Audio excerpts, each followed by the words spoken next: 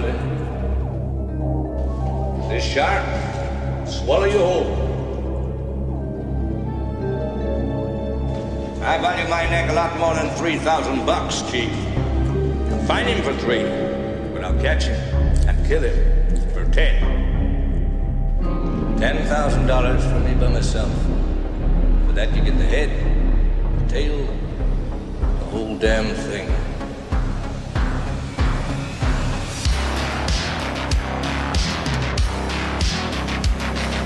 You yell shark.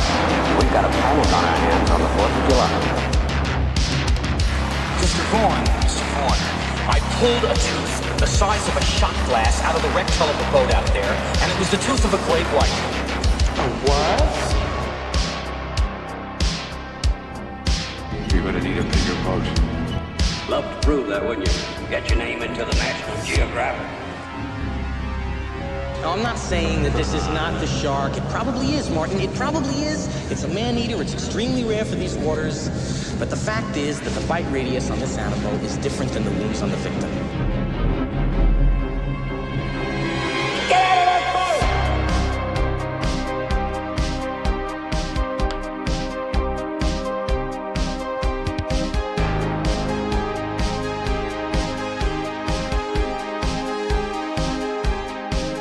Well, this is not a boat accident.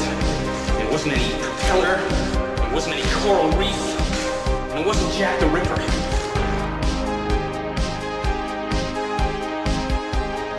It was a shark. I'll never put on a nice jacket again.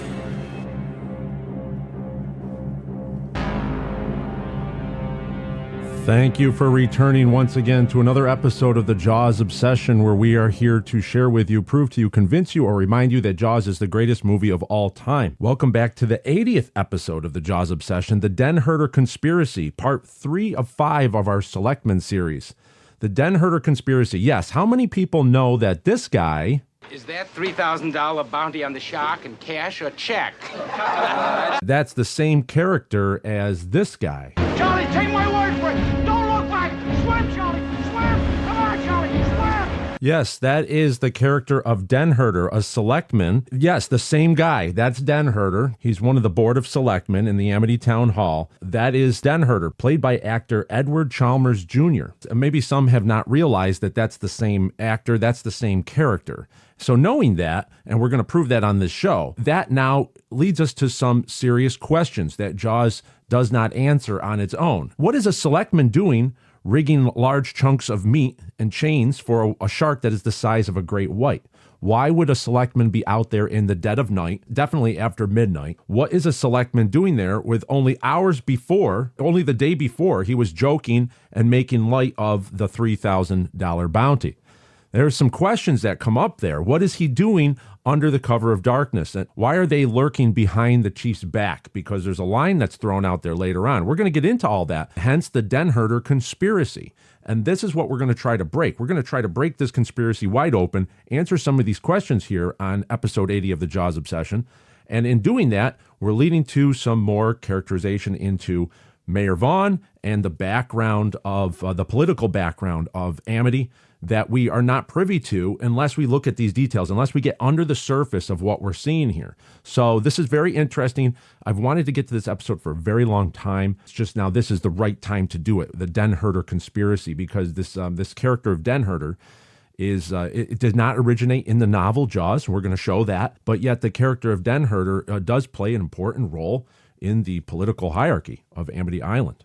We are 2 weeks removed from the amazing, inspiring moments that happened down in Indianapolis, Indiana, where I was invited by the families of the survivors and those lost at sea of the USS Indianapolis sinking. On July 30th, there was the Honor Watch ceremony at the monument in Indianapolis. They invited me down there to present the Book of Quint to these family members and to the Legacy organization.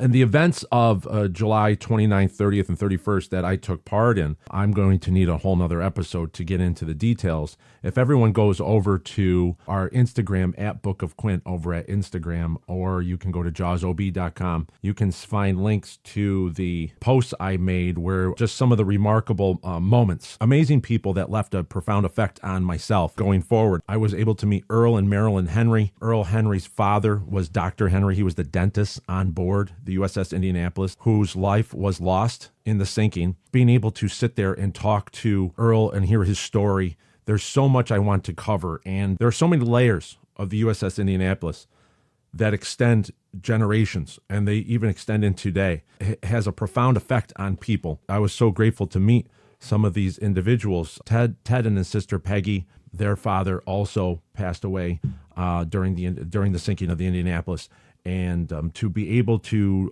talk to them.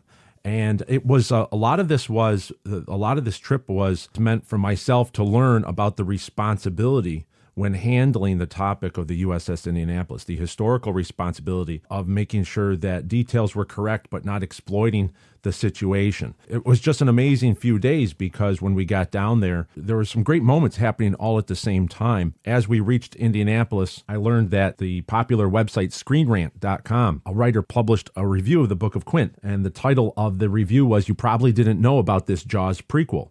And it was written by Lori Eschenbrenner, published July 28th, 2024, where she goes and describes about the Jaws franchise expands beyond the original with sequels and prequels, offering a deeper dive into character backstories. The Book of Quint delves into Quint's past, including the USS Indianapolis incident and the acquisition of the iconic Orca boat. Quint's prequel novel sheds light on his character before the Amity Island attacks, adding new dimensions for Jaws enthusiasts. Very exciting to see in this article. They Screen Rant, it says one of the subheadlines was the Book of Quint is a definitive prequel to Peter Benchley's Jaws novel. The book was released in 2023. It continues on. It says Ryan Dacko's novel, The Book of Quint, is a prequel to the infamous novel Jaws by Benchley, recounting the backstory of one of the main characters from the well-known story. Very exciting to see this type of exposure. I'm going to link to this article on screenrant.com. This went out. They have this is a very popular site, 2.5 million followers on Facebook, and this went out to the world on July 28th. Very exciting to see and to get this type of exposure where the Book of Quint story is starting to spread like wildfire around the world. If everyone can, go right into the description of this episode on whatever platform you're listening on.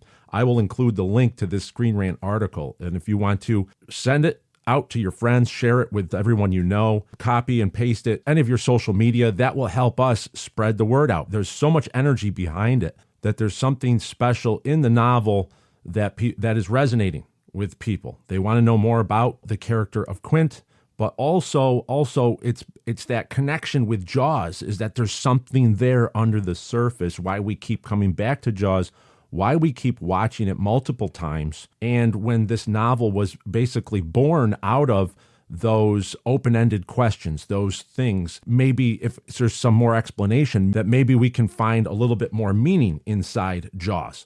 And that's what's exciting about it here. Lauren over at screenrant.com saw it. We're so grateful. Thank you very much, Lauren, for this wonderful article and this wonderful opportunity. And that went out there on the 28th. And that was all before this ceremony, this emotionally charged ceremony of speaking at the Indianapolis, at the monument to the USS Indianapolis on the 79th anniversary of the sinking of the ship, July 30th. I have to thank Jim Belcher, whose father served. He was one of the survivors of the USS Indianapolis. He was the initial one to invite me down there and introduce me. He walked around and introduced me. I was able to meet with Atsuko Lida. She's the granddaughter of Commander Hashimoto, who was the commander of the submarine that sank the Indianapolis. There's so much that has happened between the survivors and Hashimoto and the family of Hashimoto. The forgiveness, but also the recognition that all these men were the same.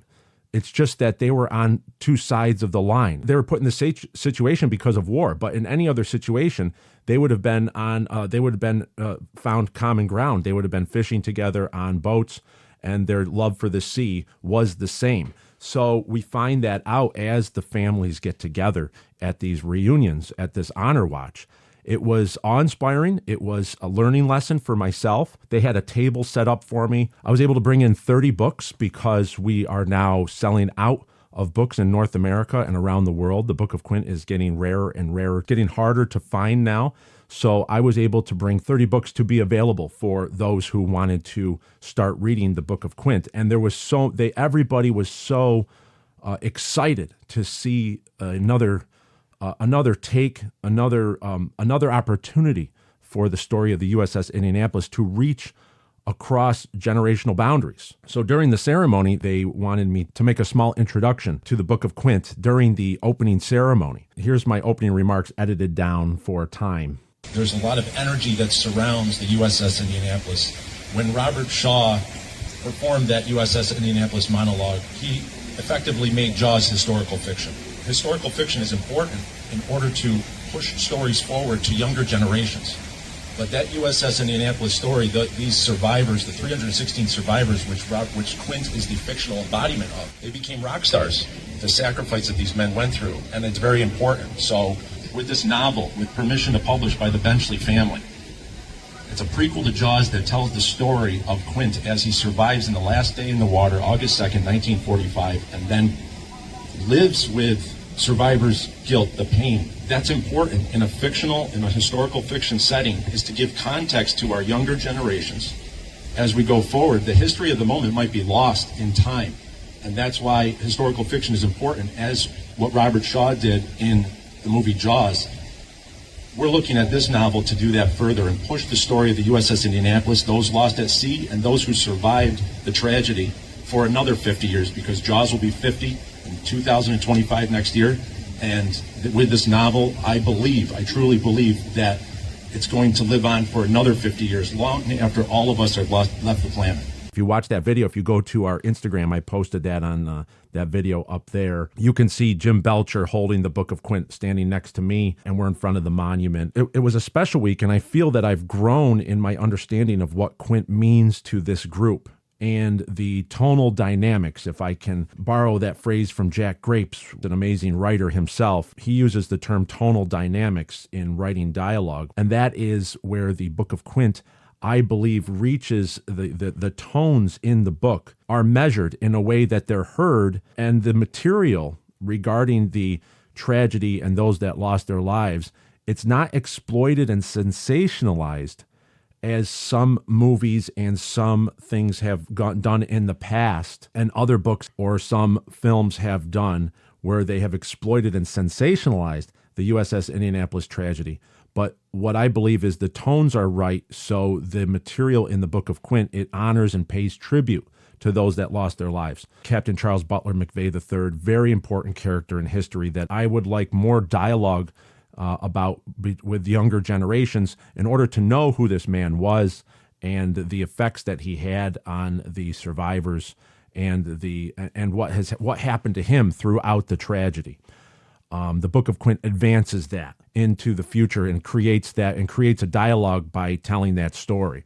What I learned was that there's an awesome responsibility here when you meet family members face to face and you hear their concerns. When they hear that there is another book that's coming out or it's in development for a feature film, that they have been hurt in the past by other films or other works that did not live up to expectations. You know, I start getting nervous inside because I'm reviewing, how did I write this scene? How did I phrase this? And the tightrope that I walked while writing the novel, because the families don't want the tragedy to be minimized. You have to tell what happened, but yet you don't want to sensationalize it and overdo it. I start thinking about, how did I approach the material? Did I do it right? Were you responsible enough when you handled this scene or this character? Were your historical facts correct? The language, the verbiage, simple things like when I met with Dawn, her grandfather was on the Indianapolis, lost his life. And we talked about, if anyone watched my West Virginia presentation, that's available on our YouTube channel over at Jaws OB at YouTube, the video of myself at that presentation. One of the things that I said was, I was talking about Captain McVeigh was receiving hate mail, intimidating letters, intimidating phone calls I said from families of those that had died on the ship. And after talking to Dawn, it's like little things where I say, if I were to say some of the families were writing hate mail, because there were families of those that lost their lives on the USS Indianapolis that supported Captain McVeigh in the trial that happened afterwards and in the years that followed. And Dawn's family was one of them. They were 100% behind the captain. They thought it was extremely wrong what happened to him. And that's one of those things that I need to correct as I go and do these public presentations, rephrasing it, saying some of the families wrote hate mail instead of saying the families of those that lost their lives. I can say some of the families those that lost their lives. And those are the little things that mean so much. And that's what we're dealing with here, is that we're dealing with is there's a lot of emotion, and but there's also a lot of love for the history of what happened and pushing the story forward in a responsible way. And I believe I was able to do that. I think in the novel, it works really well. And we talked about that. Dawn's a great supporter of the Book of Quint, by the way. She was the one that was down there. She was already a third of the way through it, but she was the champion of the Book of Quint, because a lot of the families had not had a chance to read it yet. This was the first time hearing about it. So there was a lot of trepidation, or there was a lot of hesitancy going into meeting with me. Dawn was there to reassure everybody that its quality, the book is exceptional in the way it portrays the story. And she's a huge Jaws fan. She loves Jaws. She called Jaws her comfort movie, that she just puts it on just to any time just to watch it. So she's part of us. She's part of the Jaws obsession now. It's great to meet people like that. But this is so interesting because they all have that connection to Jaws because of Robert Shaw's historic monologue in Jaws. And that's what I was talking about, is that became historical fiction. And historical fiction is very important. I've noticed over the years, if you look at what James Cameron's Titanic did just for Titanic, by creating a historical fiction where he put a fictional couple, or during the sinking of the Titanic, he put a fictional story in there, but it's backdropped by reality, by historic events. That created a whole host of new interest. Younger generations wanted to know more about Titanic. They wanted, the museums sprang up and documentaries were plenty, all in the years that followed Titanic. So that's what would happen here with a Jaws prequel that actually shows some of the events around the sinking of the USS Indianapolis. It talks about Captain McVeigh. By doing that in a bigger scale, should Universal move ahead with a feature film of the Book of Quint, this then creates more interest, catapults the details behind the USS Indianapolis into the future for another 50 years. And the USS Indianapolis Legacy Organization, they were very happy to see this. Jim Belcher is very excited. There's and it's only going to get bigger.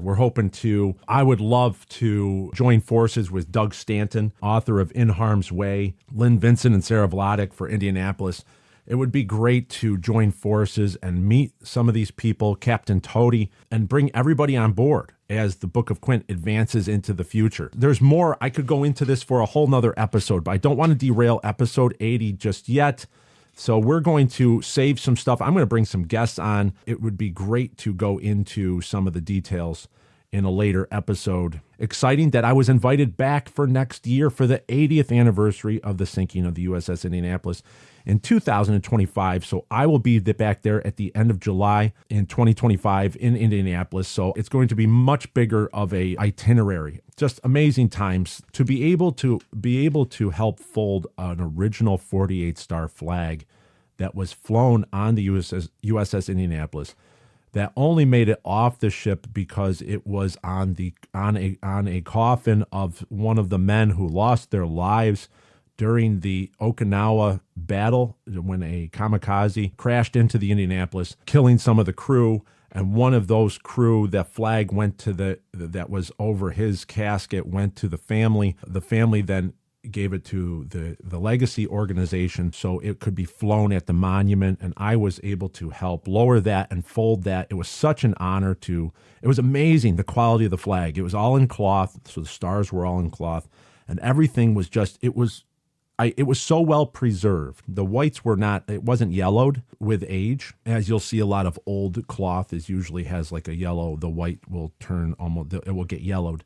And not this one. This flag was in pristine condition. It was amazing. There was a lot of energy there. It was quite the honor. We also, as a group, we were able to go over to there was a minor league baseball game, the Indianapolis Indians. They actually unveiled the flag during the middle of the baseball game, and I helped hold the flag. And they had this during, I think it was the bottom of the 5th inning. And they had on the big video screen, on the big scoreboard, they played a video tribute to the USS Indianapolis, and the flag was there. And then I looked over. I'm holding the flag, the base of the flag, and I turn around, and the entire stadium is on their feet, standing ovation. All the players on the field turned around, and they were all standing and clapping at that flag. It was amazing energy, chills going up your arms. And then I took the flag with the group, and we went to the back, and there were individuals coming out of this from the stands, and they're saying, could we help fold that flag? It would be an honor for us to just to help you. And it was just like, yeah, sure, come on over. And so there was a lot of reverence, but there was a lot of energy surrounding that flag. And that's what I'm saying is what happens with the Indianapolis. That's why I said there's a lot of energy that surrounds the USS Indianapolis in those opening remarks that we just heard.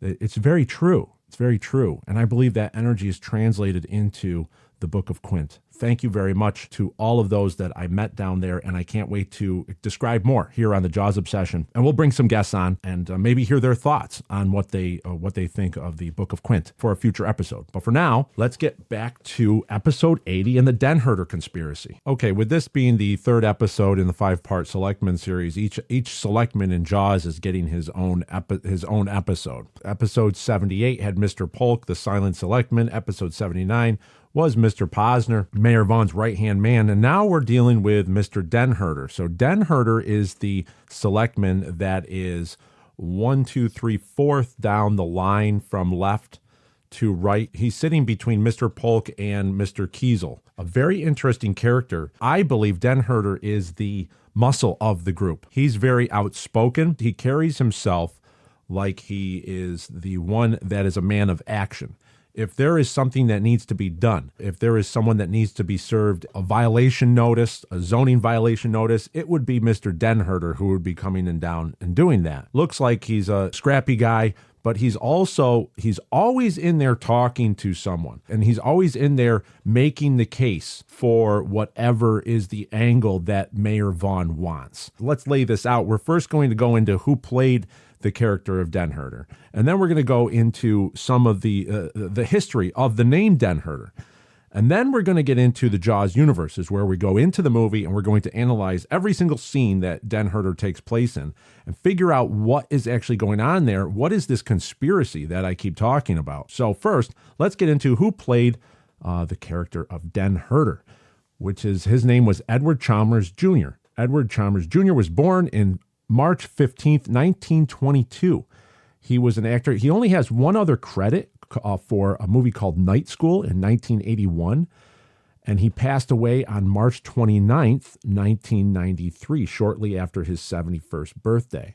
If everyone goes to our Telegram channel at Jaws OB over at Telegram, you can find the link in the description of this episode, that you will see pictures. I'm going to post up pictures of Edward Chalmers Jr., not only playing Denherder, but also from Night School 1981. Anything that I reference here, any of the screenplays that I'm going to be referencing, any details that we have coming up, I will be posting in the show notes for everyone to go over and read for themselves. We know that is Edward Chalmers Jr. Now, I could not find an obituary for Mr. Chalmers, but I did find one for Olive M. Chalmers.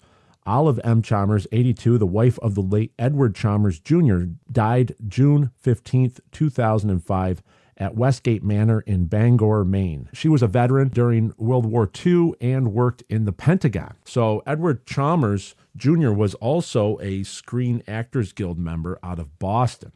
How do we know this? We know this from, we go to Carl Gottlieb's book, The Jaws Log. I have the 25th anniversary edition here, where Carl Gottlieb had some notes.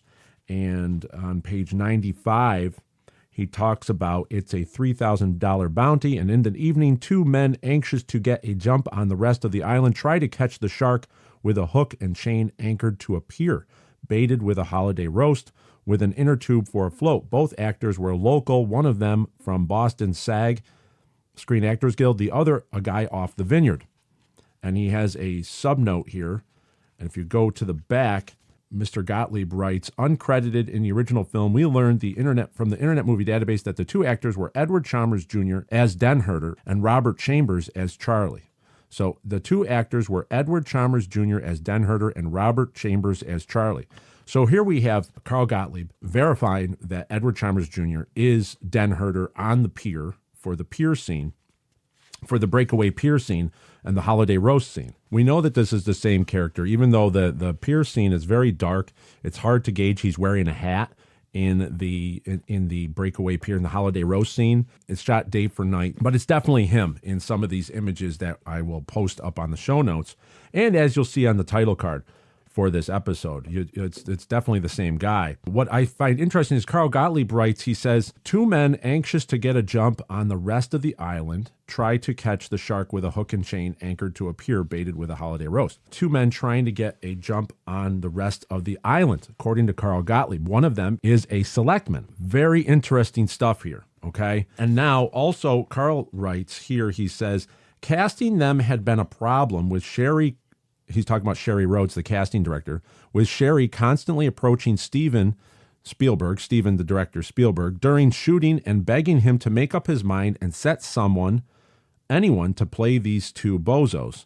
The decision was put off a number of times under the pressure of competing problems, each demanding the director's fullest attention. Finally, with only 2 days to go before the sequence, Steven set the parts. The special effects crew had built a breakaway pier and rigged the gag so one man could go into the water and the other guy stay on the pier. According to Carl Gottlieb, this was all between June 2nd and June 10th, 1974. So it's beginning of June 1974. All of my notes and all of my books has the town hall scene being filmed after the breakaway pier scene, the holiday roast scene. So even if I go over to Jaws, the making of the movie Jaws on location on Martha's Vineyard, by Edith Blake. She writes, Ed Chalmers and Bob Chambers, two island day players, shift onto the dock in the dead of dark and attempt to hook the shark for the reward. She just writes a brief paragraph mentioning Ed Chalmers. It's very near the beginning of the production. That was one of the bigger effect shots that they had at the beginning of the production. So they would have hired Ed Chalmers to play Denherder for the pier scene, and then he's got to go in and he's got to be there for behind the mayor at the parade scene, the marching band scene. He's got to be there for the town hall scene and a lot of other things. So it's very interesting how that all works out, is that that he was cast very late in the production, and according to Carl Gottlieb. I do know that they dubbed his voice. They did dub his voice. So when you hear the $3,000 bounty line, cash or check, and you also hear the take my word for it, don't look back, that's a voice actor that was dubbed over Ed Chalmers. Also, if we go to page 130 of Memories from Martha's Vineyard by Matt Taylor, so he has all the selectmen together, and he says, at the selectmen bench, Phil Dubé, Murray Hamilton, Bob Carroll, and then Boston SAG performer Ed Chalmers and Al Wilde discussed the island shark problem. So Ed Chalmers definitely verified as playing Denherder in the movie Jaws, even in Matt Taylor's book. Now, Matt Taylor has the town hall sequence being filmed May 31st, 1974, Universal's portable dressing rooms line Main Street during shooting of the town hall scene. So he has the shooting in May 31st, 1974. He has May 24th is when they're shooting the breakaway pier scene with the holiday roast. So they would have casted Ed Chalmers as Denherder back for May 24th, and then the Amity Town Hall scene was filmed on May 31st, 1974. So a little bit of discrepancy compared to the notes for Carl Gottlieb's Jaws log, which he says that the breakaway pier scene is in the first week of the breakaway pier scene is in the first week of June 1974. I know we're splitting hairs here, but what I wanted to show is that the casting of Denherder was held off by Steven Spielberg because that's an important character. It's not just something you say, yeah, get that guy in the crowd and bring him over. He knows that this guy actually ties together some of the scenes here, that if he's going to cast Denherder on the pier, he's going to need a guy that sits at the bench in the town hall scene. That's very important going forward, is that Denherder is not a throwaway character that some of us might think, is that he actually plays an intricate part, because there's a couple lines that are voiceover that are added in later on. We're going to get into all that just raise up so many questions. And that's what Jaws does. That's what masterfully Jaws does. It's that iceberg theory that Hemingway talks about, where you only show your story is only the tip of the iceberg above the water. What you don't show is there's this massive amount of iceberg that's below the surface. And you let the viewer or the reader infer that and try to bring those questions forward and answer that themselves. That makes the story more engaging. And that's what Spielberg did here. He used an iceberg theory in filmmaking, is that he gives you a little bit. He peppers in characters like Denherder with little comments, and then all of a sudden, he doesn't even answer it anymore. And then you come back and you rewatch Jaws, and you go, why? So, but you'll never have those. That's what makes it an engaging movie. Subliminally, it's the iceberg theory. You know there's more there. It's just you don't have the answers, and it's really, and it draws you in. And that's where the writing of a book, you want to do that to any author that's writing a novel. You don't want to tell the whole story. You want to give the reader just enough to where they actually have more questions and reread your novel to try to figure that out. Very interesting. That's the iceberg theory, very famous theory that Ernest Hemingway used. And this is just another example of what Steven Spielberg was doing with the rewrites of the script, but also the filming of Jaws. He was doing this actively. And some people might think that, was it deliberate, or was it instinctually, or was he just doing this because he knew how to construct an engaging film? Okay, so let's go into let's go into the screenplay and novel. What are the origins of Denherder's name? Okay, and the answer is Howard Sackler. We really have to, Howard Sackler is not talked about enough in terms of how important he was to Jaws history. It's the critical changes he made at a certain specific time that took root and made Jaws the movie that we know it to be. So he was a writer. He wrote the Great White Hope in 1970 and Fear and Desire in 1952. A lot of his work came from being a ghostwriter. He would come in and he would add in or take away or restructure screenplays in order to make them more. He tried to adapt them better for the screen. What I'm always fascinated with is at what point did he get the screenplay from Jaws? For Jaws from Peter Benchley, and that's where I believe Spielberg would have gotten the screenplay, the first draft screenplay, the real first draft screenplay from Peter Benchley that went to Zanuck and Brown, the two producers who optioned the novel Jaws, and so they had the screenplay by Peter Benchley.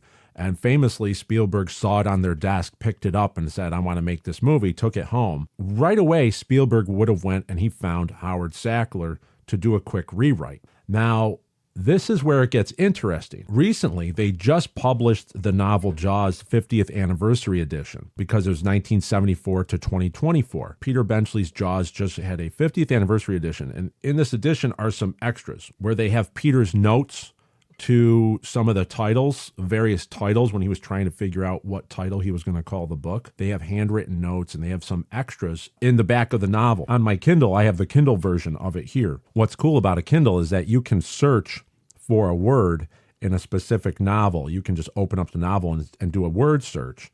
So what I did was I searched Denherder in the novel Jaws, and it's never mentioned. So Denherder is not a Peter Benchley name. Now, this is what's interesting, is that in this 50th anniversary edition, they have a letter from Peter Benchley to David Brown, who co-produced the movie Jaws with Richard Zanuck. Peter's letters were often filled with funny and or facetious asides. He and David Brown, whom Peter described as one of the most gracious, kindly, generous, and thoughtful producers ever to work in the fetid swamps of Hollywood, had early in their relationship developed a trust, which allowed them to communicate honestly.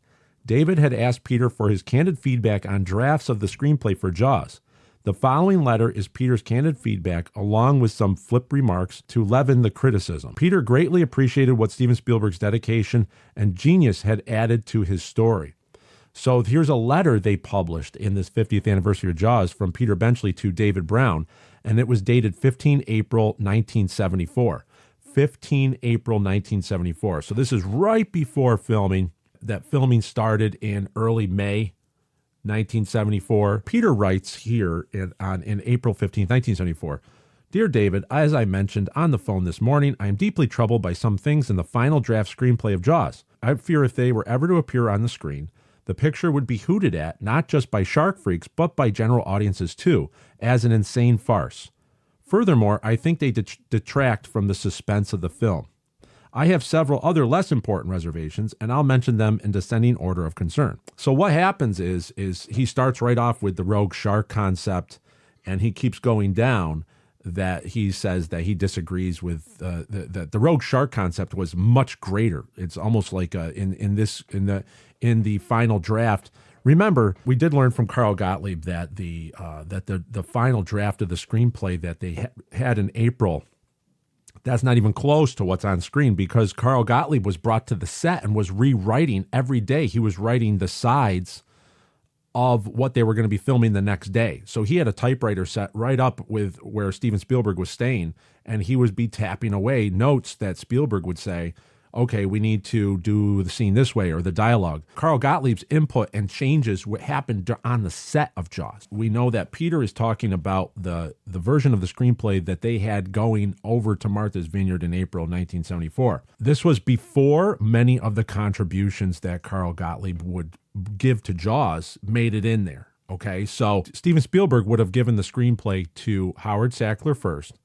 Howard Sackler made his changes, and then it went to John Milius, as we talked about in episode 5 of the Jaws Obsession, the John Milius effect, to John Milius, and then John Milius to Carl Gottlieb, and then onto the set, where everybody had input up to and including Robert Shaw. The Jaws screenplay, it's hard to pin down what version of the screenplay Peter Benchley is commenting on, but we know the date. It's April in 1974. So the version of the screenplay that Peter is talking about here is the post-Howard Sackler. That's it. So Howard Sackler made his contributions, changed a lot of the events of Jaws into the screenplay here. That's the one that Peter's talking about. And I have that right in here. As you go down this letter from Peter Benchley, I'm not going to read all of them because we don't have enough time, but he goes to different pages, page 13, page 40, page 44, page 48, and you can actually go and follow along. He's picking apart certain aspects of this of the details inside the screenplay, and he's saying the audiences won't buy that. He's trying to give his input to David Brown that there are certain aspects, and I'm sure these notes, this letter by Peter Benchley, would have went to Carl Gottlieb. And when he was rewriting, when he was brought in by Steven Spielberg with the infamous words "eviscerate it," that Spielberg wanted Carl Gottlieb to go in and eviscerate the script and just turn it upside down, add in a lot of the humor. Carl Gottlieb's exceptional with dialogue, his back and forth, the witty banter, that would have been enhanced. You can tell the difference between this screenplay and what comes up later on. For example, is that 3,000 bounty on the shark in cash or check? That line is not in this version of the screenplay from Howard Sackler. That would have been Carl Gottlieb's edition. So that's where you got to so it's really amazing, but trying to pin this all together. It's really interesting looking at the evolutions of this screenplay. In the notes by Peter Benchley, if we skip ahead to his minor concerns. So we go through he goes, the following are relatively minor. He says, page 5, the bloody billboard is still there, I see. I feebly repeat that it is way out of character for the town. So Peter Benchley didn't like the fact that there was a billboard. The Welcome to Amity Island billboard was used in the movie. He did disagree with that a town wouldn't have that. So that's what he was doing, was just trying to keep things a little bit more realistic. But obviously, in film, as a director's medium, you need visuals. Then obviously it would come in later on with the vandalized billboard scene. But then he goes down to page 23. Someone named Denherder, this is Peter Benchley writing, someone named Denherder makes a reference to a sporting charter on Valentine's Day. I know of no one on the East Coast who would go fishing on February 14th, for, among other reasons, there are no game fish around on February 14th. So if we go to that page 23, I'm going to put a link to this screenplay in the show notes so everyone can go and follow along. If we go to this really early draft of Jaws screenplay, down to page 23, they're in the town hall, and this is around the time when Mrs. Kittner posts up the bounty reward poster. It actually has an interaction between Salvatore, right? So Herschel Salvatore, as we call him as he's named in the Book of Quint, actually goes to try to get a contract for Quint from Mayor Vaughn. And Mayor Vaughn says, Mr. Quint's services are not ready, thanks. And then Vaughn starts away and the crowd follows. Denherder says, I'd haul it in myself before I'd pay anything to that maniac, referring to Quint. You want to hear what he did to 3 friends of mine on St. Valentine's Day sporting charter?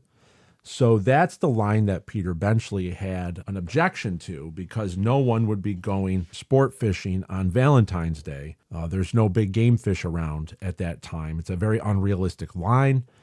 But the key is Peter Benchley says someone named Denherder. That told me that Peter Benchley never wrote the name Denherder. That was Howard Sackler, because we're dealing with just the Howard Sackler version of the screenplay. Why do we know it's just the Howard Sackler version of the screenplay? Because on page 90 only has the 2-paragraph Indianapolis speech that Howard Sackler put into the screenplay. Remember, Quint does not say anything about the USS Indianapolis in the novel Jaws. It wasn't until Howard Sackler, a Navy veteran himself, got involved and made additions to the Jaws screenplay, made changes, and he put in the USS Indianapolis, the minor speech, we'll call it, on page 90 of this screenplay. And you'll see it's just a very small mention of the USS Indianapolis. It's a very quick take on it. And it wasn't until it went to John Milius that it blew up to 3 pages long. Page 90 has the minor Indianapolis speech. So we know it is only Howard Sackler's contribution. But just to reinforce this point, because it's very important going forward here, let me play Spielberg talking about that. 1,100 men went into the water. Vessel went down in 12 minutes. Didn't see the first shark for about half an hour. Tiger. A very little credited writer who made the biggest breakthrough on Jaws, which was a writer named Howard Sackler, whose idea it was to give Quint the Indianapolis speech. Even though it was John Milius who wrote the speech. I mean, Howard Sackler wrote like 2 paragraphs this big. John Milius wrote a 9-page monologue for Quint to say. And then when Robert Shaw, who himself was a writer of The Man in the Glass Booth, read Milius' 10 pages, he says, I can't go on for 10, 15 minutes just talking. Let me have a crack at it. Shaw took the speech and himself edited it down to 5 pages. And that was the whole evolution of how that speech was told. But it did come from the mind of Howard Sackler, who remembered the actual Indianapolis incident and suggested that become a Rosetta Stone for Quint's entire character. So there it is. That's Steven Spielberg himself crediting Howard Sackler with bringing in the 2-paragraph mention of the USS Indianapolis. That's what I'm trying to stamp that home. We've talked about that before. In episode 5, this is right from Spielberg's memory. Howard Sackler was the first writer that had a chance to rewrite Jaws after Peter Benchley. So in Carl Gottlieb's The Jaws Log, Carl Gottlieb writes, in March, Steven sent me this Jaws script and asked me what part I thought I could play. I leaped in with Harry Meadows, the publisher of the Amity newspaper, who somewhat resembles me in his appetites. It wasn't a big part, but it was there, and I thought I could do it justice. Besides, we'd be working together on location, and Steven's inclination is to let actors have their way with dialogue in rehearsals, allowing characters to improvise entire scenes. This process leads director and writer to a more natural sound, generating a liveliness and realism that is sometimes missing in these parts. I could help with that, we decided, since I'd be on location. March is when Carl Gottlieb was brought in for the production. And we know this letter was sent by Peter Benchley, was sent mid-April 1974. So Peter Benchley must be reading the same screenplay that Carl Gottlieb would have gotten. And this is where I'm at, is that this is the one that just has Peter Benchley's name on it. It doesn't have Howard Sackler. He did not have a credit on this. But it does have the Indianapolis speech that Howard Sackler put in. So we know that this is the Howard Sackler touched version of the screenplay that Peter Benchley's commenting on. And he says some guy named Denherder, which means that Howard Sackler came up with the name Denherder. In fact, Howard Sackler in this screenplay is the one that changes the spelling of Vaughn's name. In the novel Jaws, Vaughn is spelled Vaughan, Vaughan.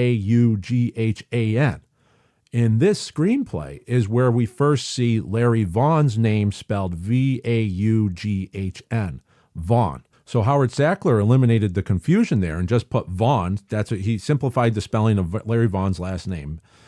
But also he renames all the Selectmen.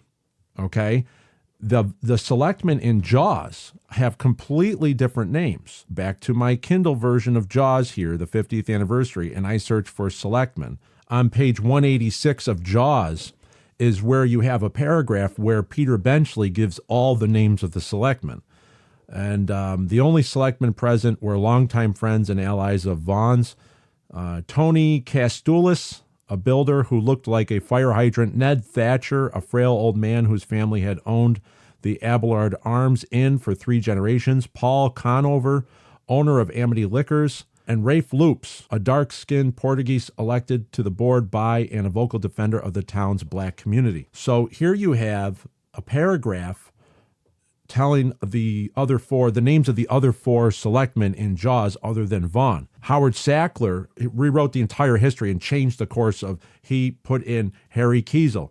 He would put in Mr. Polk. He put in Mr. Posner. He then had Mr. Denherder. And of course, he changed the last name of Vaughn. Vaughn. So very interesting is that all of this it all leads to he added the billboard, okay, the Welcome to Amity Island billboard. And it's very interesting reading some of the discrepancies that Peter Benchley has a contention with, that he writes in this letter in the Jaws 50th anniversary publication. It's very interesting going through this early screenplay and finding out just what Peter Benchley did not like, major changes from his novel to the screenplay, all by Howard Sackler. So we know that the character of Denherder was totally created by Howard Sackler. This added dimension of him being of talking about, I'd haul it in myself before I'd pay anything to that maniac, that there was already a baked-in animosity of Denherder, of Quint, okay? But there's no explanation behind that animosity. That's where this whole conspiracy thing starts showing up here, is that there's something else going on that we can't quite put our finger on it without these types of details. Denherder in Howard Sackler's screenplay appears 3 times with speaking roles, and 3 times he actually appears at he's not only in the town hall, but he's also speaks at the dock with Charlie, the holiday roast scene. But the also was at the Kittner Beach attack, the Alex Kittner attack scene on the beach. Then he was replaced by his character is replaced by Harry Kiesel, Bad Hat Harry, by Carl Gottlieb, obviously. And then we'll get into that in the next episode. Oh, and another interesting take is that the big difference is that Howard Sackler had Charlie die in the dock scene. I guess we could read that here. Denherder steps up on the broken off piling just to be out of the water. This is page 28 of the 110-page screenplay, the Howard Sackler version that Peter Benchley is commenting on. Denherder yells, "Get the hell out, Charlie, swim." Charlie, inhaling terror, trying to slog to shore. The jetty is getting closer. Suddenly, the chain dragging it through the water is severed, and the charging wood falls behind. An enormous black fin breaks water like a periscope, making course correction as it comes for Charlie. Denherder jumps from piling to piling, almost losing his balance on his way to help Charlie. Charlie has reached the last pylon towards open sea, and his hands clamor for a hold, but the algae is too slippery, and his fingers keep sliding back. That's when the fin behind him seems to reach up to the sky, and Charlie screams. An explosion of water and bubbles mercifully blot out the image. And then it cuts to Amity Harbor at dawn. So Charlie actually dies in this version of the screenplay. So that would be a change later on that Carl Gottlieb would make under direction, obviously, of Steven Spielberg. The fact that they didn't have the shark working. Was the shark not being on the island and the shark not working in mid-May when they filmed the dock sequence, May 24th, I believe it was, from Matt Taylor's book. In May 24th, when they filmed the dock sequence, the shark wasn't even around. It was not working. So they didn't have the fin mechanism. So is it the fact that they didn't have the fin that made Steven Spielberg use more of the dock to imply the shark's presence? And then they allowed Charlie to live because the shark was not working at the time. So it just so happened that change makes it a better film. And that's what's interesting. So that's one of the overlooked changes that many, including myself, we don't really dwell on, because it's just so natural that Charlie makes it up out of the water and then he's out of breath and he says, "Can we go home now?" That scene would have been rewritten because Steven Spielberg would have said, "Well, we don't have a shark fin. We don't have any mechanism to make this scene work. So let's just have him live."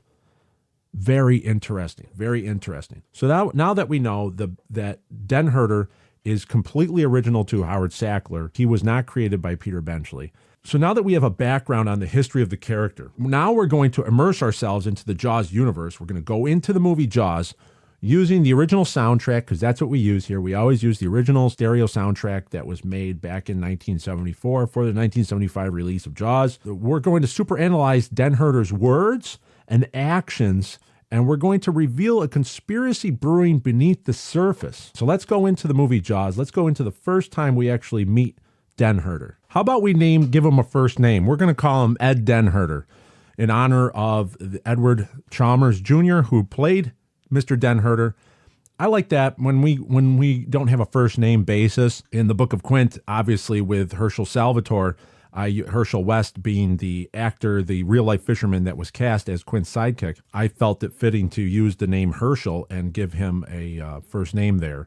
So why don't we just call him Ed Denherder, Edward Denherder? That would be Mr. Denherder's first name, Edward. When's the first time we actually see Mr. Denherder here? And it's actually emerging from Vaughn's realty at the 11 minutes and 3 second mark into the movie. They're merit badges. I couldn't call them in. There's no phones out there.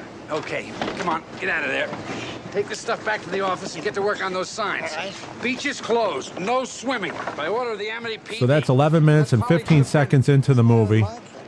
Chief Brody's going to pull away, and we're going to see when Larry Vaughn exits his office, Vaughn Realty. PD. And let Polly do the printing. What's the matter with my printing? Let Polly do the printing. Hey, Chief Brody! Right there. So we have at 11 minutes and 20 seconds into the movie, Mayor Vaughn comes out of the office. Mr. Denherder, he's talking to Meadows, the reporter, and he's followed up by Dr. Nevin, who's the coroner, and then behind them is Mr. Posner, the other selectman. So, but if you see, Mr. Denherder is right there discussing tactics and maneuvers with Meadows, the reporter. So you can see he's more of a hands-on guy. He's very vocal, and he gets right in there and he's talking. While Mr. Posner's in the back, more of kind of he's more of a political right-hand man of Larry Vaughn. But Denherder is the workhorse. He's kind of the heavy of the five. The guy that's going to go in and get his hands dirty when something like this is happening. So that right there was our first scene with Denherder. What's know is that later on, he's the only one of the party that's not in Larry Vaughn's car as it pulls onto the ferry, the Amity Harbor ferry.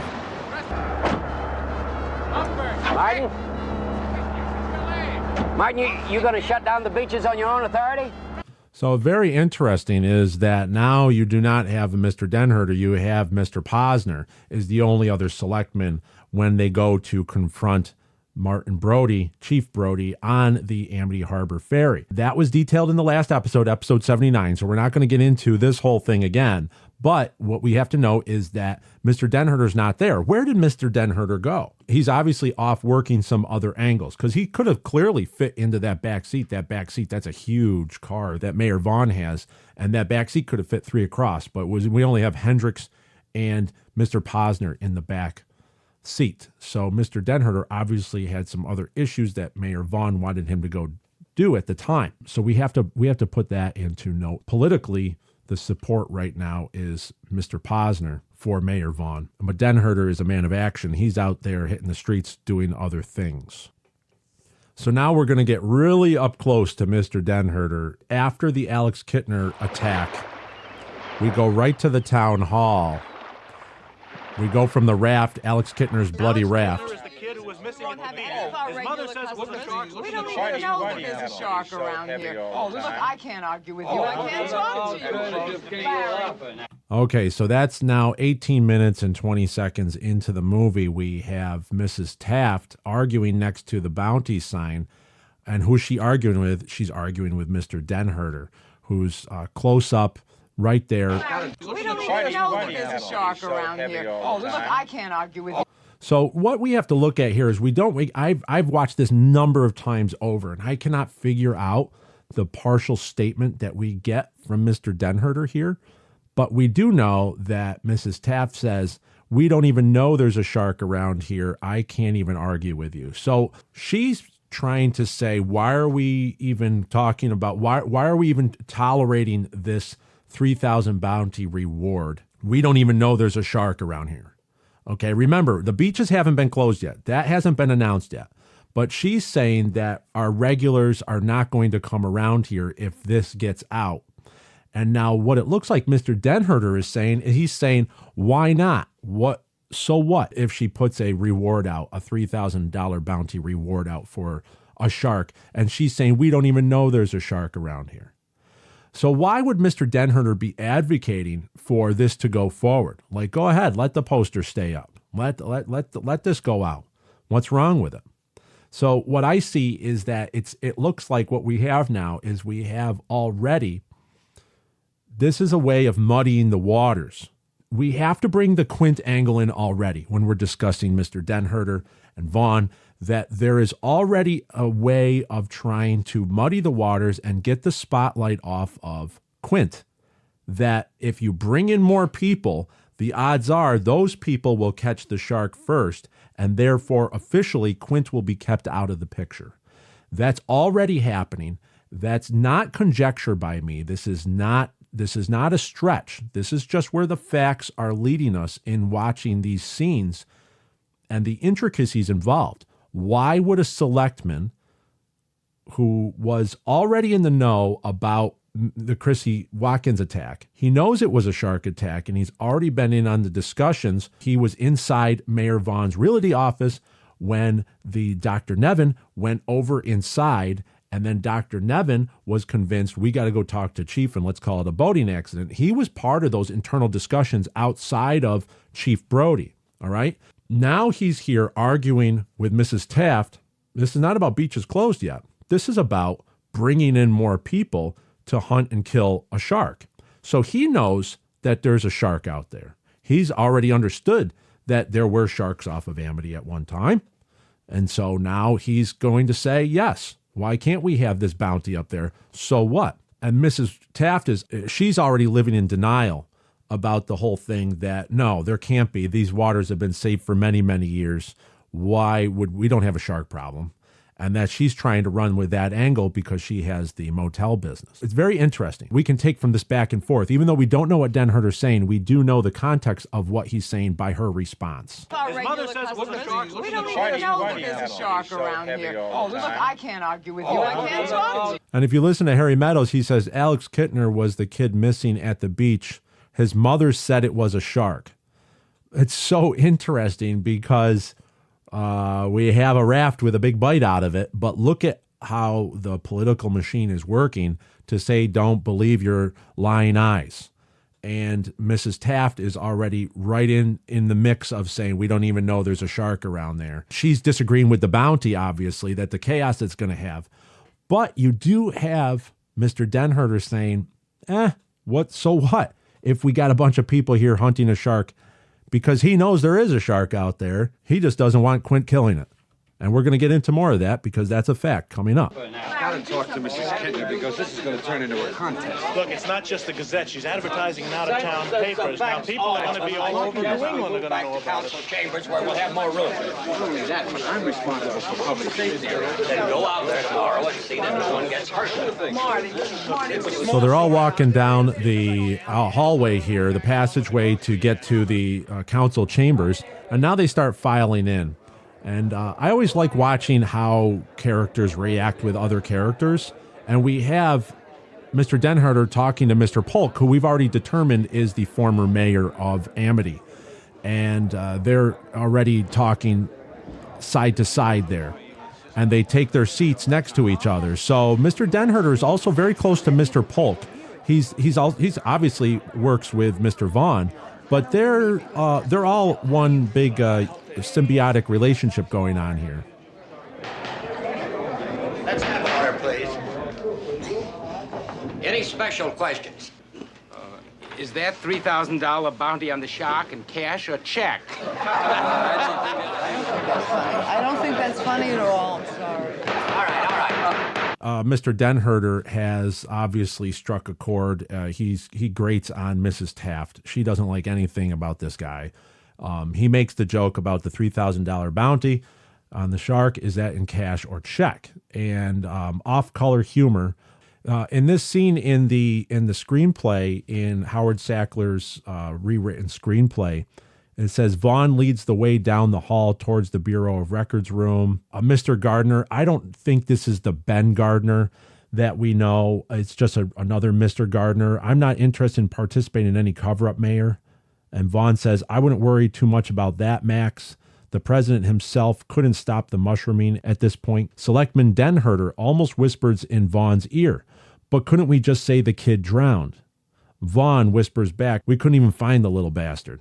That's what Vaughn says about Alex Kittner. So what you have is you have a little back and forth talking about a cover-up. There is some sort of thing going on here. It's not just, can we make it not seem like there's a shark around? There's more to it than just one shark, one kid missing. There's a bigger history behind all this that's detailed in the Book of Quint. So that translates over to the $3,000 bounty on the shark in cash or check line is added by Carl Gottlieb later on. And that's in the shootings later on in more of a formal shooting script, which is a mix of all the sides that were rewritten. But what we have here is we have Denherder making light of the situation and making Mr. Polk laugh. Mrs. Taft doesn't think that's funny at all.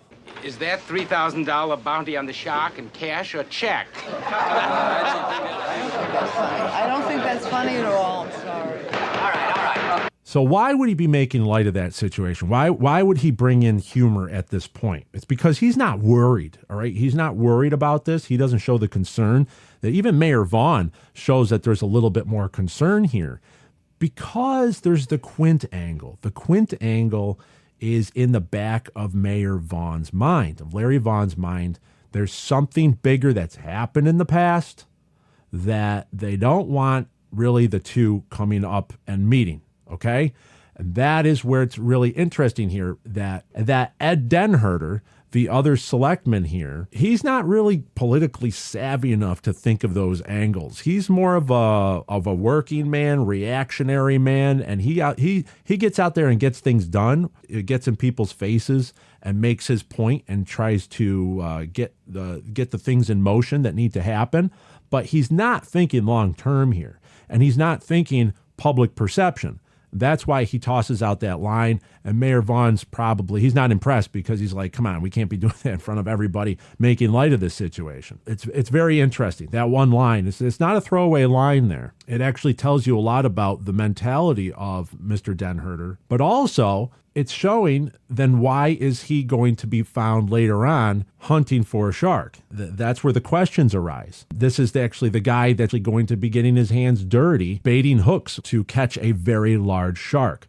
So here he is making fun of this, almost to say it's no big deal. Let's bring as many hunters here as possible. Let's just get this wide open, and kind of relieving the tension of the moment, maybe. That's what he's doing here, is he's kind of breaking the tension. Obviously, he has plans that he's discussed with Mayor Vaughn about how to handle this going forward. So he wants to make this seem, in this meeting, he almost wants to make it seem like it's somewhat of a joke. It's not that big of a deal because they're in front of all the people. All right, let's go back. We're going to watch Mr. Denherder through Chief's announcement here. What we're planning so far. What about the beaches, Chief?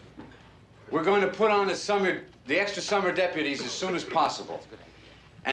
Okay, so he says, we're going to put on the extra summer deputies as soon as possible. Mr. Denherder turns to Bad Hat Harry and he says, that's a good idea. He nods in approval. Why is he doing that? Okay, why is he saying, let's bring on extra summer deputies? Why? Because he wants to get as many people involved on this as possible. It's going to mushroom anyways out there. It's going to get out to the media. So let's make this just a gigantic circus. Why? Because we don't want that character Quint brought in on this. Okay, Quint holds a lot of cards here. There's a history between Quint and the mayor, and he just wants chaos to muddy the waters. So that's why he nods at that. He actually agrees with bringing on extra summer deputies. And then we're going to try and use shark spotters on the beach. Are you going to close the beaches? Yes, we are. We're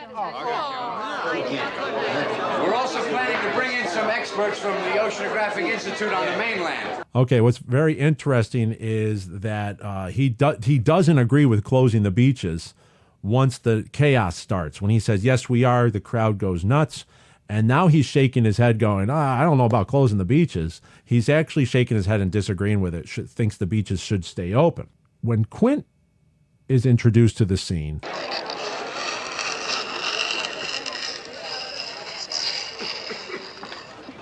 okay, they show Denherder kind of sees him. The crowd parts. Y'all know me. Know how I earn a living. I'll catch this bird for you, but it ain't gonna be easy. Bad fish.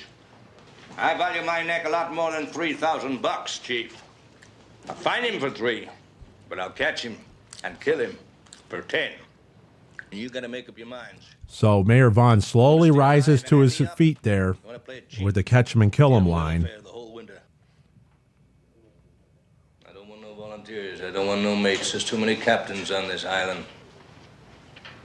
$10,000 for me by myself. For that, you get the head, the tail, the whole damn thing. Thank you very much, Mr. Quint. We'll take it under advisement. Now, right there, 22 minutes and 9 seconds into the movie. Chief? Right at that line, the thank you very much, Mr. Quint. Thank you very much, Mr. Quint. We'll take it under advisement. Mayor Vaughn looks over towards Mr. Denherder under "we'll take it under advisement," and Denherder gives the slightest no, a very subtle no. Don't even. No way are we taking that under advisement. We don't even want anything to do with that guy. And a nervous Mayor Vaughn will take it under advisement, and Denherder is shaking his head no. Now, Denherder, this is the first time he's disagreed with anything. He's okay with the bounty being posted in newspapers, posters. He's saying, so what? He's saying, bring on summer deputies. But now he's shaking his head, no way, we're going to take that under advisement. And he's almost kind of reassuring Mayor Vaughn that Mayor Vaughn's just using the political, we'll let you know talk. But Mayor Vaughn's also in agreement, and he's getting backup from Denherder. Why would he look right over at Denherder? He doesn't look at Mr. Polk, who's sitting down, doesn't look over at Mr. Posner, who's sitting down, or Bad Hat Harry, who's way at the end, sitting down. The only two guys that stand up, Denherder and Mayor Vaughn. Why is he looking over at Denherder, and why does Denherder shake his head already, saying no way to Quint's offer? Take it under advisement. Just watch. You have to have the widescreen version. You have to have the widescreen 2.35 to 1 aspect ratio. Look off to the right side and watch Denherder's reaction to that line and when he makes eye contact with Mayor Vaughn.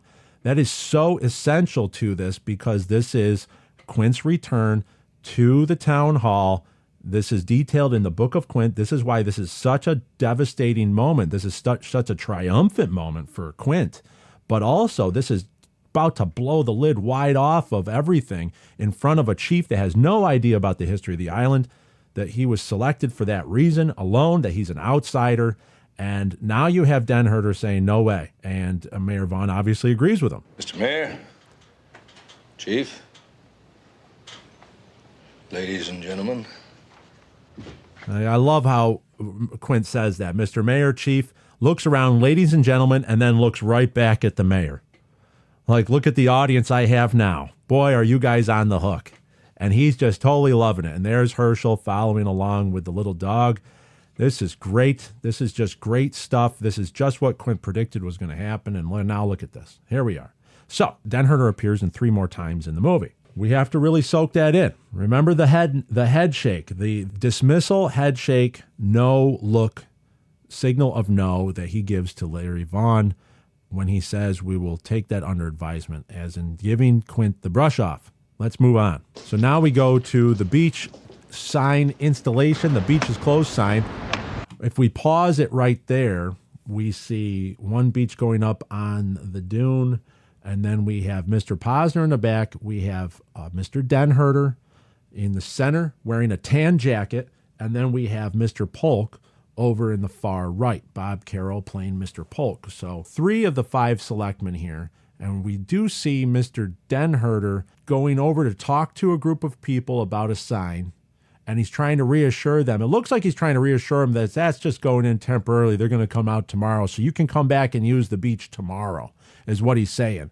And now, as that second sign goes up in the foreground, right in front of the camera here, and Hendricks pounds the sign in, you see in the back, behind the guy's shoulder, you actually see Denherder coming into frame to go talk to Mr. Polk. So there's a lot of maneuvering going on. There's a lot of planning on where to put the signs and how to remove the signs the next day. So that shows you Denherder's a man of action. He's out there and he's walking around. He's actually the most mobile. He's pointing, and he's actually pointing and talking to people. So while Mr. Posner's just standing there in the back, and then Mr. Polk is just standing there, Denherder once again demonstrates he's a man of action. Okay, so now if we go to the Jaws calendar, the Jaws timeline calendar, the town hall meeting is on the day of Monday, June 30th. It's the day after the Alex Kittner attack. Now remember, the way it works is Mrs. Kittner on that Monday would have put out for an ad in the newspapers.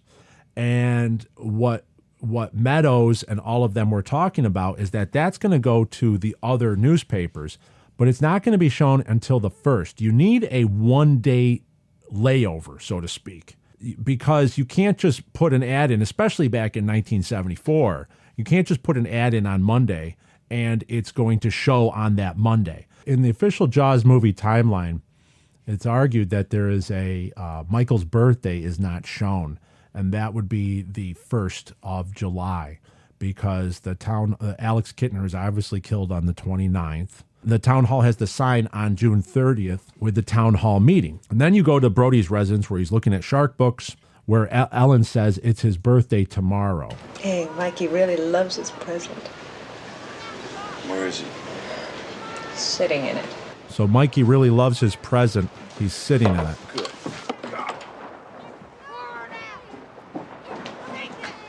All right, Michael, out of the boat! Daddy's sitting in the boat. Help the Michael! Get out of that boat! Hi, Dad! Just a little longer, please! Martin, it's his birthday tomorrow. I don't want him on the ocean.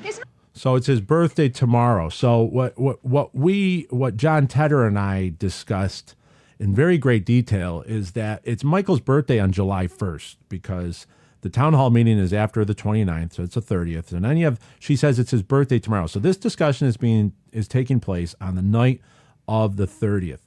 Then she says it's his birthday tomorrow, and that one day is skipped over. So everybody keep in that mind is that you have to have one day for the ads to take root, okay, for the ads to go into the papers on that Tuesday, the 1st. Then people read the ads, and then they come to the island from all over by Wednesday the 2nd. So you need a 1-day point that brings everybody. So everybody will not just, realistically, everybody's not just going to show up the very next day to hunt for a shark because there's a cardboard poster that says there's a reward in the town hall. When Hendricks says these people from all over, all the different out-of-state plates, that's because there's a 1-day layover that we are not shown in the movie Jaws, and that's July 1st. But we are shown the morning of July 1st, and that is the Denherder and Charlie holiday roast scene. That would be after midnight but before dawn on the 1st of July. Now, what's interesting here, so that's why we all have to look at the Jaws calendar. You can go to our show notes. I always put it up on the show notes. The official Jaws movie timeline by the Jaws Obsession. So 12 calendar days. The get out of the boat line is the night of the 30th and the morning of the 1st when we see. I'm tired. Let's stop before someone reports us. Don't worry. The chief lives on the other side of the island. All right, this is great. This is great. So we have the two gentlemen rowing a boat towards a pier. To me, this is the South Beach area. This is where Chrissy Watkins was attacked. If you look at the map of Amity Island that's included in the Book of Quint, you'll see that South Beach is very long. It's a very long section of the southern part of the island. These guys know exactly where to bait and to drop baits because they know where the shark has been. Okay, they know where the Alex Kittner attack was. They know where Chrissy's remains were found. How do they know it? Because one of them is a selectman. This is Denherder and Charlie. So this is what Denherder is now gone. He went from the town hall to seeing where those beach closed signs were, and now he's gone right out with another fisherman named Charlie. This is the night of the 30th or morning of the 1st. Now, when we see them, they've been at this all night long, under cover of darkness. Let's try to see exactly what's going on here. The Denherder is whistling.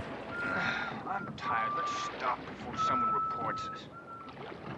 Don't worry. The chief lives on the other side of the island. I mean, it's very quiet, but you have to really strain your ears and you can listen. These are two very important lines. Let's hear it again. I'm tired. Let's stop before someone reports us. Don't worry. The chief lives on the other side of the island. Let's switch to the reissued audio to see if they cleared it up here. I'm tired. Let's stop before someone reports us. Don't worry. The chief lives on the other side of the island. So he says, Charlie says, I'm tired. Let's stop before someone reports us. And Denherder responds, don't worry. The chief lives on the other side of the island. Very important. What's going on here? He says, I'm tired. Let's stop before someone reports us. That implies they've been doing this. They've already done a number of hooks and a number of baits. Okay? And that this is the tail end of it. All right? This is maybe the largest piece of meat they have, but that they've been doing this already a number of times. Charlie's tired. Why? And then Denherder says, don't worry, the chief lives on the other side of the island. As in, don't worry, we're not going to get reported. But even if we do, the chief lives on the other side of the island. They'll never make it. He'll never make it out here to see who it is. Why is a selectman who was advocating for bringing in the fishermen in, who was denying that we should even hire Quint, is now out there himself with Charlie, baiting multiple hooks? Charlie's already tired because they've done this all night long. Why? What if they get reported? So what? There's a bounty out, right? Well, this was before the bounty even hits the papers. So Charlie was convinced to empty his wife's freezer full of meat. It's not just one holiday roast. They took all the meat out of his wife's freezer, probably a big chest freezer that they have, and they took all of that out. And they've been rigging these hooks with it all around along the piers or the docks between where Chrissy's body was found and also where Alex Kittner went missing. Denherder, saying the chief lives on the other side of the island, he's basically agreeing that we are doing this under secrecy. We can't tell anybody we've done it. He's obviously got Charlie convinced that Charlie's going to keep $3,000 of the reward. That when they get this before anybody else, that they're going to get a jump on the other shark hunters, which is what Carl Gottlieb indicated, that the purpose of this scene was, that these two guys were going to get a jump on it. But why is one of the selectmen there, right? It's because one of the selectmen is trying to get this shark and kill the shark before Quint does. That's the whole point of Denherder, to show that let's get other people involved. Let's get out there and start rigging hooks before Quint kills the shark, because we don't want Quint's story getting out there. That's what's really going on here. That's the conspiracy that's kind of emerging here. That Mayor Vaughn has one of his cronies, his selectmen, underneath Mayor Vaughn's direction, go out there and bait a ton of hooks. Am I coming in straight? Just keep rowing. Am I coming in straight? Don't worry, just keep rowing, because Charlie's got his back to the pier. That's another thing. They could easily get in a car and they could go drive around to these different locations and then walk out there. Instead, they're on a darkened rowboat, no sound, no running lights, under cover of darkness, and they're rowing from location to location. Is it possible that they baited other hooks and maybe rigged them to the buoy that Chrissy Watkins was holding on? That they have hooks baited all over in order to try to get a jump and maybe try to get a jump on the other shark hunters, but also to increase the best chance of catching the shark. Now, we go to the pier, the chains fall. Denherder's whistling. Better catch something. This is my wife's holiday roast. Now, that's a serious size hook and a serious size holiday roast. Better catch something. This is my wife's holiday roast. Okay, also, if you look in the bag as he's pulling out this roast from a plastic bag, if you pause it right there at 24.54, there's another roast inside that bag. So there's another piece of meat inside that bag. This is just one of many that they've baited throughout the night. This was some of their final ones. They had ample chain, and this is just one of the ones that they were baiting. There's another one in there that they could actually rig up, but they're probably they were just gonna wait this out a little bit, see what happens, and then go to the next dock. So they were going to people's docks that they were rigging up the meat on hooks. This is not the only one. That's what I'm trying to say here, is that there's more than one piece of meat in that bag. That implies that there was already other pieces of bait and hooks that they rigged earlier in the hours before this scene throughout the night. Better catch something. This is my wife's holiday roast. Don't worry about it. $3,000 buys an awful lot of roast. Okay, don't worry about it. $3,000 buys an awful lot of roast. Denherder is not really doing much. It's all Charlie. Charlie's the fisherman here. Charlie's the one with all the meat. Also, the roast is thawed out. So that means if this was in a freezer earlier, all right, if this was the holiday roast that was going to be in the freezer for later on for Thanksgiving or for Christmas, that they've already been at it for quite some time to have the meat thawed out. Okay? So that indicates time. Time has already been spent since they got the meat out of the freezer to row from dock to dock, rigging these hooks, because they're going to get this shark by increasing the amount of baits in the water, increases your chance of getting the shark. But look at the size of hook. Look at the size of the bait. Clearly, they're not looking at catching a blue shark or something small. They know that this is a large animal. They already know that this is a great white, something of massive size. They've talked to eyewitnesses on the beach. They would have interviewed the people in the water who saw the size of the fin in proportion to Alex Kittner, that there's more than enough witnesses to know that this was a large animal, large great white. And those that know sharks, like Mr. Denherder would or like Larry Vaughn would, they already know it's a great white. They've heard stories of Quint. Quint's been doing it for years. He's the resident shark hunter. He's got walls full of shark trophies. So they've already known that. They've heard the stories. Other fishermen have talked, heard what Quint did or how he hunts sharks. and what type of bait he uses. Large pieces of meat to catch the big ones. That supposedly Amity doesn't have a shark problem. Well, they don't. Not until now. So that's where Denherder is relaying this to Charlie. And Charlie's like, great, we're going to go out there and do this. If that maniac Quint can do it, we can do it too. Come and get it. Tide's taking it right out. The tide's taking it right out. Can't we go home? See, Charlie's not really into it. He just wants to go to sleep. They use an inner tube float to keep the bait at the surface. So it actually sits there and it goes out with the tide. And that's it all matches up, as in these guys know how to hunt for big game. Charlie absolutely has hunted big game fish before. For him to have that size of a hook and access to the chain and all that stuff like that, as well as what size bait they would need to attract a very large animal, such as a great white shark. So we cut back to Chief Brody looking at the books, indicating that this was on that evening or early morning between the 30th and the 1st of July.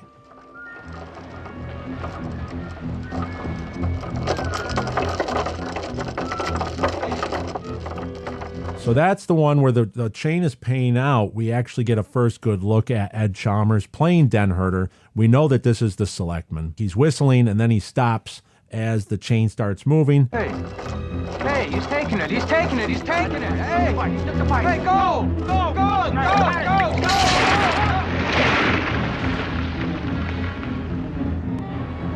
go. Classic scene here. That we broke this scene down before, exactly what's going on the physics of the whole situation, what size shark and where the shark is in relation to the piece of dock. That was in a past episode. We've already done that. So I don't want to get too much into that. I want to stay on Denherder.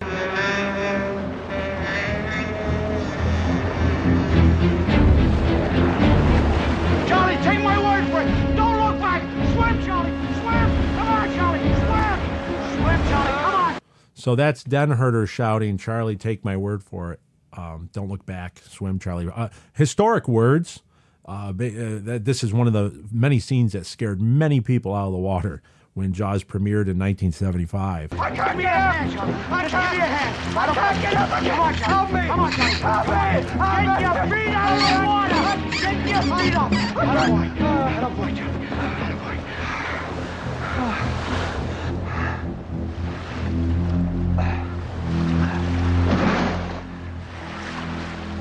Can we go home now? So there's Denherder and Charlie, both out of breath. Denherder basically saves Charlie's life. My theory is that the shark already broke loose and the momentum of the water kept it going back. There's no way 25-foot shark would be able to be where the depth of the water. There is a great drop-off there off Amity Island. There is a steep drop-off, but that would have been more of the shallows where the pier is. So there's no way that a 25-foot shark would have been able to get that close. But either way, they get him out of the water, and then he says, can we go home now? Now we're going to flip past July 1st, and we're going to go to the morning of July 2nd. And this is when all the chaos is happening. So the ads were taken out on the 30th. They were in all the newspapers and everywhere on the 1st. Everybody gets their stuff. They head over to the island and they get there the morning. Wednesday, July 2nd, 1974 is where we go to the morning here. But before we get to that, I want to go back to the Howard Sackler script. He has Selectman Denherder and his buddy Charlie on page 27 of the Howard Sackler script. He has Selectman Denherder and his buddy Charlie, a professional angler, row towards a tumbled down jetty that leads 50 feet out into the black water. Denherder, you want to call it a night after here? Charlie, it's only 2:30. What are you, tired? Denherder, yeah, Charlie, I got my second wind 3 nibbles back. Denherder hefts a bloodstained laundry bag from the wheelbarrow, revealing about 100 feet of coiled dog chain and a large patched inner tube. Charlie takes out a monster hook, and together they push the wheelbarrow into the rickety pier that is only about 5 feet across. Denherder, one more after this, then I'm going home. Charlie, set. Denherder tugs the chain against the piling to prove that it is. Charlie heaves the bait, splash, the inner tube follows, and both men eagerly watch as it floats seaward, the chain paying out from the wheelbarrow. Charlie, the tide's taking it right out. So there was more dialogue here. You can go and read this screenplay. There was more dialogue before. I guess that what they're trying to say is Denherder is not a fisherman as much as Charlie is a sports fisherman, a professional angler. That's who Charlie was. There's some interesting other details that were eliminated.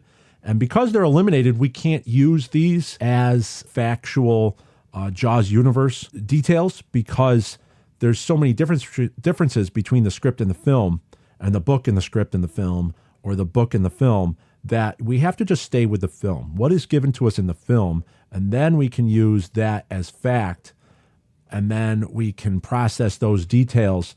We can use the script to actually add in some background, but as far as the details go is about what is said, we can only go about what is in the film. But we can definitely infer that they're both friends, that Charlie obviously is the fisherman of the two. Denherder is not because he's kind of standing back, letting Charlie do all the work. But also that it's Charlie, the one who had the meat from his wife's freezer. And that's going to come up here when we hear Hendricks talking with Brody. So then Denherder and Charlie sat there trying to catch their breath, figure out how to tell Charlie's wife what happened to her freezer full of meat. Here's the line by Leonard Hendricks. So then Denherder and Charlie sat there trying to catch their breath, figuring out how to tell Charlie's wife about what happened to her freezer full of meat. So then Denherder and Charlie sat there trying to catch their breath, figure out how to tell Charlie's wife what happened to her freezer full of meat.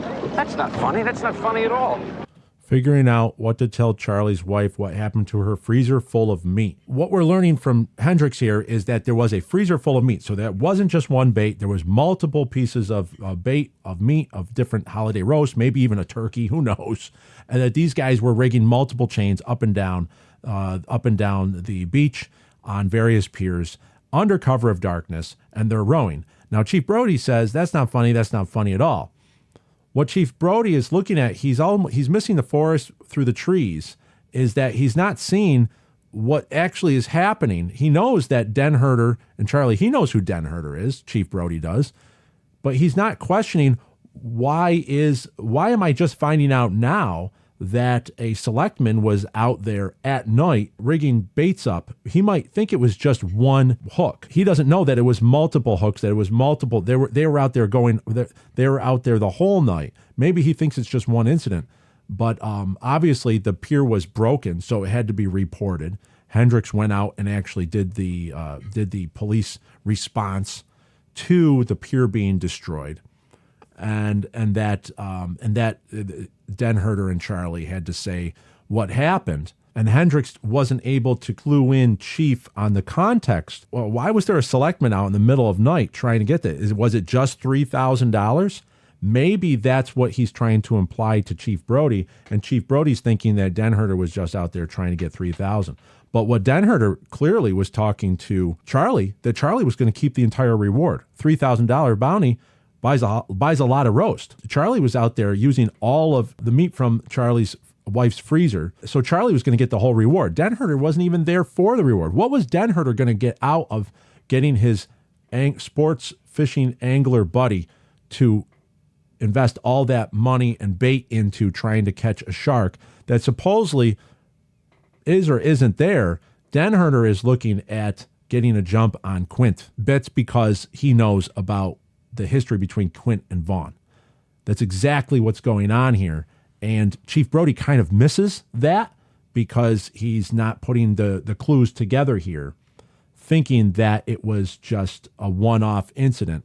But there was a lot more going on that night with Denherder and Charlie. And that line is also in Carl Gottlieb's edition to the screenplay on page 29, Harbor Master of Amity, daytime, and then it says Hendricks. So then Denherder and Charlie sat there trying to catch their breath and figuring out how to explain to Charlie's wife what happened to her freezer full of meat. Brody, that wasn't funny. Some of the locals greet Hendricks with the occasional nods of recognition or an ad-libbed "Hi Lenny" or "Hey Lenny." So this was supposed to show that Leonard Hendricks is kind of a man of the people. He's a younger guy, but he grew up on the island and he knows the people, so He's too young to know about the history, the deep history of what's been going on, because he's a police officer. He doesn't obviously get the full story from some of these people. A lot more secrets on Amity Island than we are even aware of. We should do an episode on Mr. Hendricks, Deputy Hendricks. There's a lot to go on there, too, as well. Okay, so the next time and the final time we see Mr. Denherder is at the billboard sequence. The world is going to come in here. I don't think either one of you are familiar with our problems. I think that I am familiar with the fact that you are going to ignore this particular problem until it swims up and bites you on the ass. Now, wait a second. There are... So we see Denherder in the back here, behind Hooper, Larry Vaughn, and Chief Brody. We see Mr. Polk, we see Mr. Posner, and then we see Denherder in a jacket talking to Meadows. Okay, so Denherder knows exactly what's happening. He knows the size of fish, the strength of the fish, because it broke that pier. But he's still working Meadows to find out how they can get a handle on the public relations of this incident now that there's been billboard vandalism. The beaches would have already been open. This is few days. This is 1, 2, 3 days after they closed the beaches. Two ways to deal with this problem. You're either going to kill this animal or you're going to cut off its food supply. Larry, we have to close the beaches. Brody, sick vandalism. What I do is I usually watch if I can see what the characters are doing in the background through these scenes. Love to prove that, wouldn't you? Get your name into the National Geographic.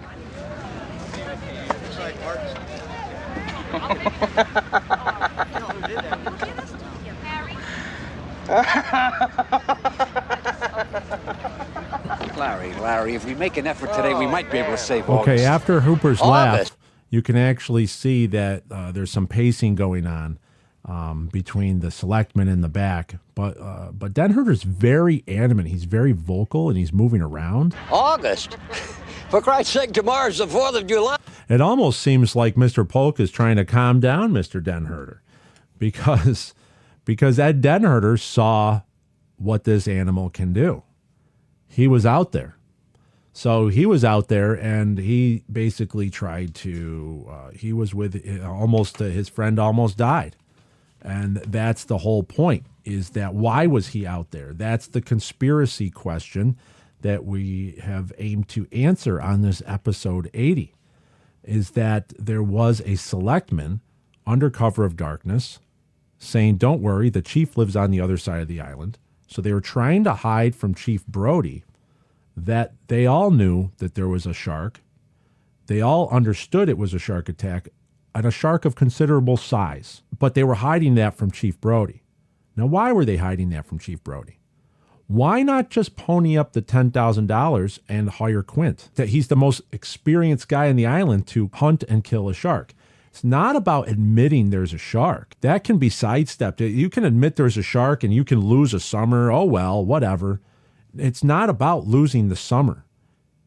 To Larry Vaughn and to Denherder and to all the selectmen, it was about what happened with Quint pre-Jaws, pre-1974 Jaws.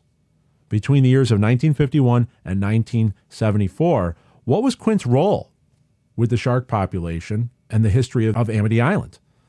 And that's where the Book of Quint comes in. The character of Denherder and the Denherder conspiracy leads to a much greater need for the story to be told. We can't just allow that to just gloss over and say, oh, it's just one shark, that this town never had a shark problem, but there's a resident shark hunter here. Not only a resident shark hunter, but he rides around on a shark hunting vessel with 5 barrels on it. Okay, so there's an open-ended conversation there that, well, what's this all about? If this island we never had a problem in these waters. We never had that type of problem in these waters that Meadows is stating, and that they're allowing this to just say, like, well, what's wrong? There's never a shark problem here. So, yes, of course there was a shark problem there. Of course they know there was a deeper history of Amity Island. And people that are newer to the island, younger people that grew up there, you just didn't know. You didn't know about the shark problem because there's a guy named Quint there that was neutralizing it back in the 50s, between the 50s and 60s. So that's where the Denherder conspiracy is so interesting here. It's so fascinating, is because it's this man. It's this one man who's shaking his head no to Quint's offer about $10,000 to Mayor Vaughn about we'll take it under advisement, who's basically shaking his head no, saying, no, I know people that will go out there and kill this shark. We'll get it first. We're not bringing that guy out of the shadows. We don't want his name attached to this because we don't want what happened before coming out. And that's what Larry Vaughn comes in. Absolutely. He's going to surround himself with people like Denherder, the selectman, and that Denherder is a man of action. He's going to go out there. Mayor Vaughn's not going to go out there and start rigging hooks. Denherder goes out there on a boat in the middle of the night under risk of getting reported, illegally going onto other people's docks and rigging lines, rigging chains and huge hooks for a giant shark off an island that they say doesn't have a shark problem. The Denherder conspiracy. So there we have it. Ed Chalmers Jr., the actor that played Denherder, is a much bigger story than what we are aware of if you watch it in this context. If you connect all these scenes together, there's something else going on. That's what makes Jaws so fascinating. And with that, I would like to thank you for tuning in to episode 80, The Denherder Conspiracy, part 3 of 5 of the Selectmen series, here on the Jaws Obsession. Thank you very much for your time and listening, and we look forward to having you back again in the Jaws Obsession on the next episode. Thank you. Show me the way to go home. I'm tired, I want to go to bed. I had a little think about an hour ago, and it's gotten right to my head. Wherever I may roam, by land or sea or foam. Okay, a couple of announcements here. I want to direct everybody over to cafecat.com. I'll have that link in the description of this episode. Marty Milner, who was our guest on episode 50, is former construction foreman on the set of Jaws. He now has a site set up where he has collectible postcards from watercolor paintings that he has done, limited edition. And if you go over there and support Mr. Marty Milner with these his postcard collections, it's fascinating stuff over there. We got to get him back on the show. He's just been such a guiding force for myself behind the scenes with all we have going on with the Book of Quint. So if everybody visits the link that's in the description to cafecat.com and support Mr. Milner, fascinating watercolors that he's done with Jaws history. Also, the Book of Quint is starting to get a little bit more rare, that the copies are finding harder. They're getting harder to find as vendors are selling out. So be sure to get your copy of the Book of Quint wherever you can, Amazon and any other vendors that you might be able to find, because we're finding it difficult to get new books in stock. With that, the movie Jaws is copyrighted property of Universal Studios. Any references and sampling from the movie Jaws in this episode is intended to fall within Section 107 of the Copyright Act. The copyrighted materials are fairly used for the purposes of criticism, comment, reporting, teaching, and research. The materials used here are protected by the Fair Use Guidelines of Section 107 of the Copyright Act. All rights reserved to the copyright owners. I want to thank everybody for your time in listening. What a run this has been. This is 80 episodes and counting of the Jaws Obsession. Who would have thought that we would have gotten this far? And it's exciting to be ongoing. We have episode 81 coming up, and I hope to get to that very soon. With that, I would like to thank everybody with the USS Indianapolis Legacy Foundation that with a great week that we had 2 weeks ago on the 79th anniversary of the sinking of the USS Indianapolis. Thank you once again for listening and for your time. This has been Jaws Obsession, episode 80. Until the next episode, farewell and adieu, and show me the way to go home.